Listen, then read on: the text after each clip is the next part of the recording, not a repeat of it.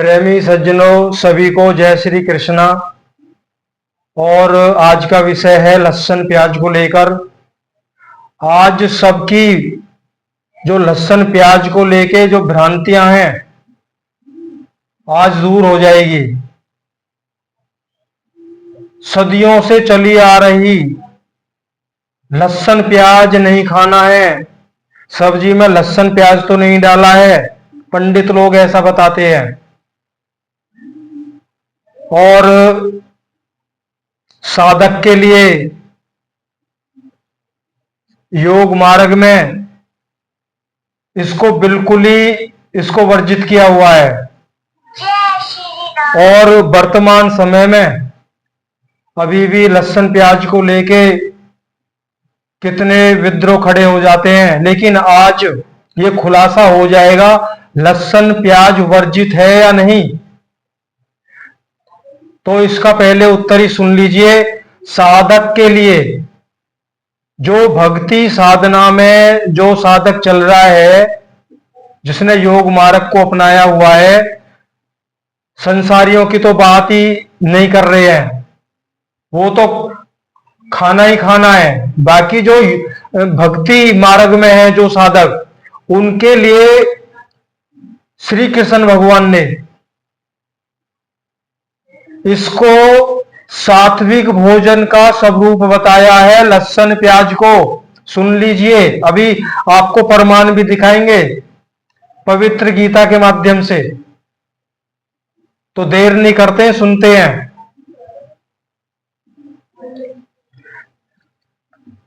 तीन गीताओं का माध्यम से आपको बताएंगे। आप कोई भी गीता लेके स्वयं से, हम कोशिश यही करते हैं कि आप स्वयं से गीता को पढ़ें। बहुत चीजें छुपाई गई हैं। गीता का पवित्र ज्ञान आज तक दिया ही नहीं जा रहा है। जितने भी कथावाचक हैं, उल्टा सीधा कितने बंदरों में हमें डाल दिया जाता है, लेकिन जो सत्य ज्ञान है अभी तक हमारे सुनने में तो आया नहीं। आपके में आया हो तो आया हो। तो सुन लीजिए। अध्याय 17 बाद में देख लेना स्किप करके। अध्याय 17 श्लोक 7 और 8, 9, 10 दिया है, वैसे आप पढ़ सकते हैं। तो श्लोक 7 और 8 को सुनिए, पहले आप देख लो। ये यथार्थ गीता है, देख लीजिए, पहचान लीजिए खूब। यथार्थ टीका है इसके अंदर। हम आभारी हैं, उनको कोटि कोटि नमन करते हैं। उन्होंने अपनी भक्ति साधना से उस मार्ग पे चले, अंतर्दृष्टि ब्रह्म को, वो स्वयं ब्रह्म में लीन हुए, ब्रह्म को प्राप्त किया। तो उन्होंने इस टीका को लिखा। पढ़ने से नहीं आती किसी की समझ में। तो श्लोक 7 में क्या कह रहे हैं? महायोगेश्वर श्री कृष्ण भगवान अर्जुन से कह रहे हैं, जैसे ये साधक की रहनी गहनी का विषय चल रहा था, लेकिन हम तो लहसुन प्याज को लेके ही विषय लेके आए हैं। पिछला जब यथार्थ गीता को इस चैनल पे सुनाएंगे तो तब सुन लेना आप। बाकी अब इतना लहसुन प्याज के बारे में सुन लीजिए। जैसे श्रद्धा 3 प्रकार की होती है, वैसे ही सबको अपनी अपनी प्रकृति अनुसार भोजन भी 3 प्रकार का प्रिय होता है। और वैसे ही यज्ञ, तप और दान भी तीन प्रकार के होते हैं। उनके भेद को तू मुझसे सुन। श्री कृष्ण भगवान कह रहे अर्जुन से। पहले प्रस्तुत है आहार, भोजन के बारे में बता रहे हैं। श्लोक 8, आयु, बुद्धि, बल, आरोग्य, सुख और प्रीत को बढ़ाने वाले रसयुक्त कौन कौन से भोजन में आते हैं? जो आयु को बढ़ाते हैं, बुद्धि को बढ़ाते हैं, बल को बढ़ाते हैं, आरोग्य, शरीर को आरोग्य रखते हैं, सुख और प्रीत को बढ़ाते हैं। तो कह रहे रस युक्त, चिकने और स्थिर रहने वाले तथा स्वभाव से ही हृदय को प्रिय लगने वाले भोज्य पदार्थ सात्विक पुरुष को प्रिय होते हैं। सात्विक पुरुष कौन है? जो उस भगवत भक्ति में लीन है, जो सच्चे भक्त हैं, ऋषि मुनि महात्मा जो भी है। तो ये अब इन्होंने कह रहे जो हृदय को प्रिय लगने वाले भोजन है वो सात्विक पुरुष को, साधक को प्रिय लगते हैं। अब हृदय को प्रिय लगने वाले क्या हैं? जो हृदय को मजबूत रखते हैं, आरोग्य रखते हैं। सभी ने सुना है लहसुन हृदय के लिए बहुत ज्यादा महत्वपूर्ण है। जो आजकल बहुत ज्यादा तेजी से हार्ट अटैक से मृत्यु दर बढ़ती जा रही है, कमी यही आई है, लहसुन का सेवन नहीं कर रहे हैं लोग। तो ये तामसिक, अभी बोल दिया, ये साधक के लिए सात्विक भोजन में आते हैं। अब देखो उन्होंने कह दिया रसदार, चिकना और स्थिर। अगर लहसुन को आप टुकड़े टुकड़े करोगे तो रस है उसमें और वो चिकना भी है, लेकिन वो स्थिर है, उसका रस स्थिर है, काटने पे उसका रस निकलता नहीं है। ऐसे ही प्याज चिकनी है और उसके अंदर रस है, सब जानते हैं। उस जब प्याज को टुकड़े टुकड़े कर देते तो उसमें से रस नहीं निकलता है, तो रस स्थिर है। तो सीधा सीधा कहा गया है सल्लो की बोल रहा है, हम पे संस्कृत पढ़नी नहीं आती है इसलिए क्षमा चाहते हैं। तो कह रहे हैं कि ये दोनों जो वस्तु है, प्याज और लहसुन, आयु, बुद्धि, बल, आरोग्य, सुख और प्रीत को बढ़ाने वाले हैं। और इनकी पहचान क्या है? रसयुक्त, नाम भी आएगा, रसयुक्त, चिकने और स्थिर रहने वाले, स्वभाव से हृदय को प्रिय लगने वाले। अब हृदय को तो प्रिय, जब हृदय की ये पूर्ण सुरक्षा करते हैं, हृदय को मजबूत करते हैं। एक ध्यान दीजिए, जो रोगी होगा वो योगी नहीं बन सकता। योग में तो दृढ़ता चाहिए। जब शरीर ही उस लायक नहीं है तो क्या आराधना करेंगे? क्या योग योग योग योग समाधि में बैठेंगे? क्या सुन समाधि लगाएंगे? तो आगे कह रहे हैं योगेश्वर श्री कृष्ण के अनुसार स्वभाव से हृदय को प्रिय लगने वाले, बल, आरोग्य, बुद्धि और आयु बढ़ाने वाला भोज्य पदार्थ ही सात्विक है। जो हृदय के लिए, हृदय को बल देने वाले जो भी भोजन है वो सात्विक है और साधक के लिए बहुत जरूरी है। और जो भोज्य पदार्थ सात्विक है वही सात्विक मनुष्य को प्रिय होता है। इससे स्पष्ट हो जाता है कोई भी खाद्य वस्तु सात्विक, राजसी तथा तामसी नहीं होती है। जितनी भी, अब ये नहीं है कोई कह लेगा खाने के लिए तो मांस भी है, मांस को कहीं भी खाने का, कहीं भी नहीं लिखा है मांस खाना है, किसी भी धर्म ग्रंथ में नहीं लिखा है। तो जो भी खाने की वस्तु है वो सब श्री कृष्ण भगवान ने कहा है वो सात्विक है।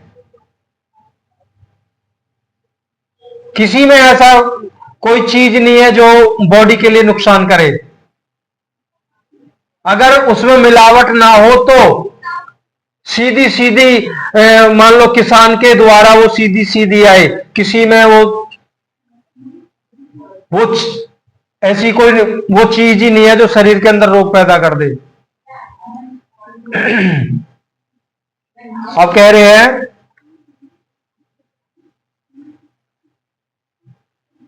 गीता के अनुसार रसयुक्त, ध्यान दीजिएगा, गीता के अनुसार रसयुक्त, चिकना और स्थिर रहने वाला भोज्य पदार्थ सात्विक है। लंबी आयु, अनुकूल बल, बुद्धि बढ़ाने वाला, आरोग्य वर्धक पदार्थ सात्विक है। स्वभाव से हृदय को प्रिय लगने वाला भोज्य पदार्थ सात्विक है। अतः कहीं किसी खाद्य पदार्थ को घटाना बढ़ाना नहीं है। परिस्थिति, परिवेश, देश काल के अनुसार ही भोज्य वस्तु स्वभाव से प्रिय लगे और जीवन शक्ति प्रदान करे, वही सात्विक है। अब लहसुन जीवन शक्ति प्रदान करता है, क्यों? हार्ट को मजबूत रखता है तो जीवन अच्छे से चलता है।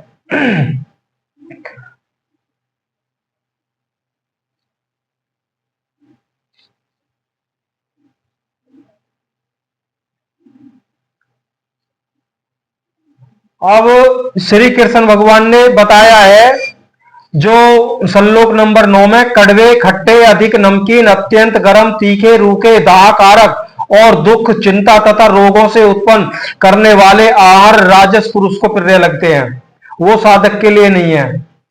जो आजकल बाहर जो भी हम खाना खाते हैं उसमें राजसी गुण पैदा होते हैं। क्यों? बहुत तेज मसाले होते हैं, चटपटे होते हैं, तीखे होते हैं, तो उनसे बचना। सीधा सीधा सब कुछ श्री कृष्ण भगवान ने समझाया है, ऐसा नहीं है वो उन्होंने ऐसा समझाया नहीं है।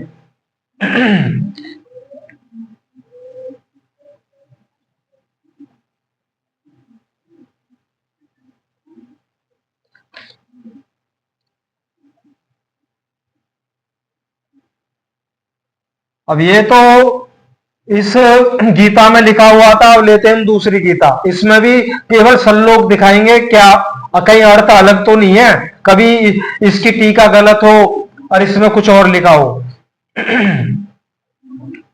अब यहां पे देख लेना, कॉर्नर पे अध्याय 17 और श्लोक 7 और 8।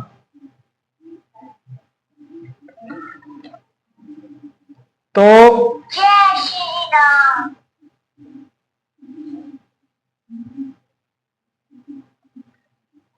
इसमें कह रहे हैं, जो भोजन सात्विक व्यक्तियों को प्रिय होता है वह आयु बढ़ाने वाला, जीवन को शुद्ध करने वाला तथा बल, स्वास्थ्य, सुख तथा तृप्ति प्रदान करने वाला होता है। ऐसा भोजन, अब यहां भी आ रहा, ऐसा भोजन रस में चिकना, स्वास्थ्यप्रद तथा हृदय को भाने वाला होता है। यहां भी स्पष्ट कर दिया है।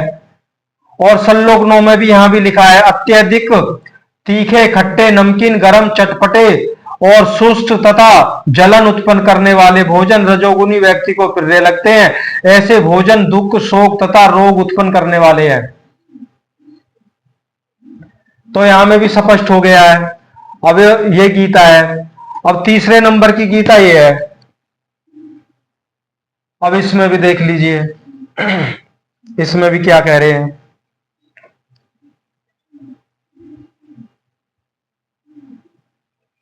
श्लोक नंबर 8, ये वाला, ये जूम करके देख लेना, पढ़ लेना।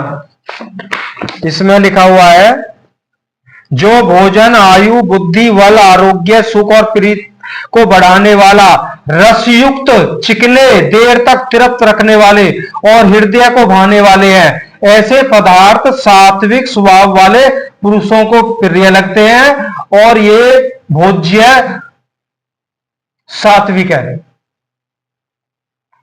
अब ये क्लियर हो गया है। तो लहसुन, प्याज सात्विक भोजन में आते हैं और ये साधक के लिए पथ्य है, अपथ्य नहीं है, ये वर्जित नहीं है।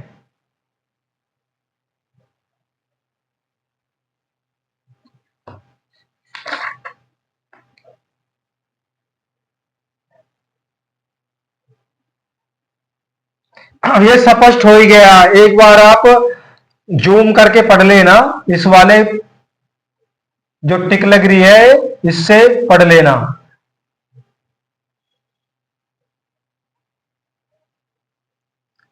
अध्याय भी दिख जाएगा आपको इधर, ये पढ़ लेना, स्क्रीनशॉट ले लेना आप। इसमें साफ साफ दे दिया है, ज्यादा कुछ कहने की जरूरत नहीं है। कह रहे हैं,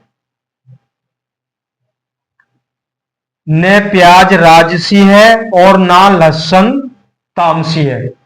ना तो प्याज रजोगुण के अंदर आती है और ना लहसुन तामसी है, तमोगुण के अंदर आता है। ये भोज्य हैं जो सात्विक हैं और साधक के लिए अनुकूल है। क्यों?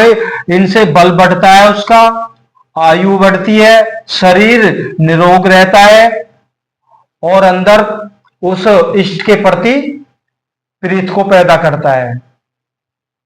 तो ये था। अगर ऐसे ही संपूर्ण गीता के कुछ बहुत ऐसे अंश हैं जो आज तक, अब कहते हैं जी हमें तो बहुत समय हो गया श्रीमद् भगवत गीता सुनते सुनते, ये बातें तो कभी नहीं सुनी। सुनोगे तब जब आपको सुनाई जाएंगी। अब जो, श्रीमद् भगवत गीता के विशुद्ध ज्ञान को छुपाता है, उसकी दुर्दशा बहुत ज्यादा बुरी होती है। बहुत सुंदर तरीका से महायोगेश्वर श्री कृष्ण भगवान ने खुलासा किया है। ऐसे लोगों की गति कहां होती है। बाहरी वेशभूषा से हम ना तो संत बन सकते हैं, ना बहुत बड़े कथावाचक बन सकते हैं।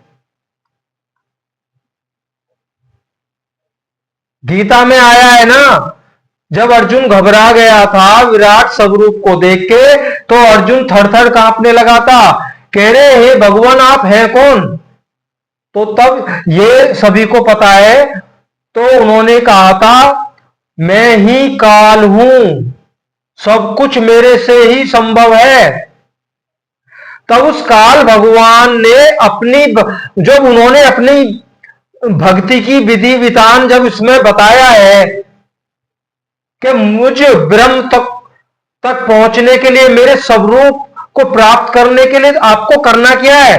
जब वो भक्ति दी हुई है उसको तुमने छुपा दिया है, तो काल भगवान से चतुराई नहीं चलेगी। वो सबसे बड़ा चतुर है। प्रत्यक्ष देख भी रहे हो वर्तमान में, जिसने उससे चतुराई करी है उनको सही ठिकाने लगा दिया है। वक्त है, संभल जाइए। क्यों हम जैसों को ज्ञानी समझ के बड़े बड़े पढ़े लिखे हमारे बुजुर्ग, हमारे भाई, हमारी माताएं, हमारी बहनें आपके चरणों में लोटपोट होती हैं, और आप जो ना उनको सत्य छुपा के उनको जो ना दुनिया भर के पाखंडों में बांध देते हो, तो क्या हश्र होगा। ये हमारे बोल नहीं है, ये श्री कृष्ण भगवान ने स्वयं कहा है। वहां पहुंचा देंगे जहां कोई नहीं पहुंच रहा, और उन्होंने बोल दिया है पहुंचेंगे ऐसे लोग। तो ऐसे ही श्रीमद् भगवत गीता से आपको प्रमाण देंगे। या तो गीता को मानना ही बंद कर दीजिए। क्यों कहते हो गीता संपूर्ण ग्रंथों का, संपूर्ण जो ग्रंथ है वो गीता में ही समाये हुए हैं। संपूर्ण ग्रंथों का मूल गीता है। गीता वो दुधारू गाय है जो अमृत रूपी दूध देती है। क्यों कहते हैं फिर हम गीता को इतना ऊंचा दर्जा भी दे रहे हैं और उनके वचनों को भी नहीं मान रहे। असली सनातनी वो ही है जो गीता के सत्य वचनों को अपने भक्त जनों को सुनाए। आप भी सनातनी बने, उन्हें भी सनातनी बनाए। सनातन है क्या? आत्मा और परमात्मा, और कोई तीसरी चीज है ही नहीं। सनातन जो इस पे चलता है सत्यता से, वो ही तो कह सकता है मैं सनातनी हूं, कि मेरा धर्म सनातनी है।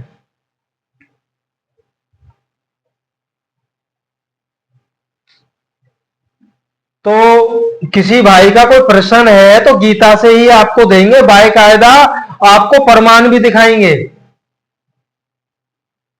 आज इतना ही। जय श्री कृष्ण।